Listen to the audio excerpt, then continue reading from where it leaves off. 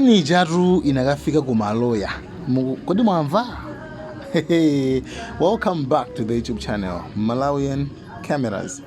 Panali video imene tinapanga post mbiyomo yokhuzana ndi Alinafe amene amakamba za minister zikhali ng'oma kuti yayi andibela malo chanchani side inayi makuti video yake, so I think mwikumbukire niyo bwino anakamba muzambiri imene zokhuza ndi kwana mizira kuti amenyana ene tawe ntaonani kuti kuja anauza noti bwesa limboni ndemboni zija adakanika kutenga komanso anauza nkhani ipiteke kwa mafumu akaikambe. Lero ndikudabwa kunena kuti ayambapo kumanga pamalo paja.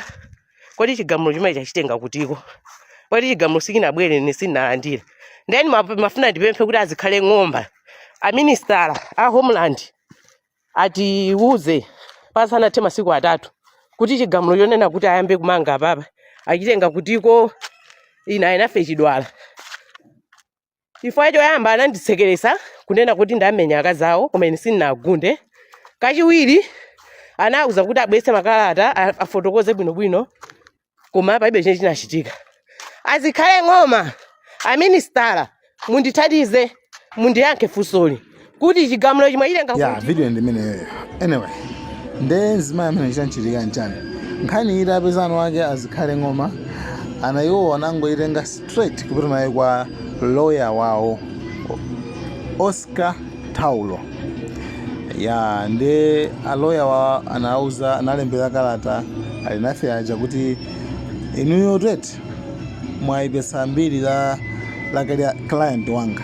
Nde chimene ndikufuna papa mulinzi tizuri zoti muchite mulipasa 200 million 200 million kapena mubebesa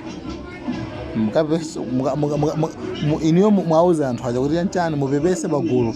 Nde apapa amayi aja Alinafe anasankha kubebesa bagulu.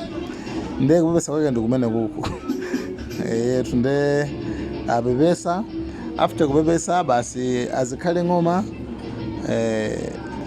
akuti akhululuka komanso muzina akuti anu ake wakona kuti akuti kumalo kumene mzimayo amanena akuti azikhale ng'oma alibeko malo kumene koko tunde ndimene zili nkhaniyi mwina mukhozo madabo kuti akuti nkhani nje yathira pati kuti nkhani nditango yangotere iyayi nkhani ndithu yathira pamene popo.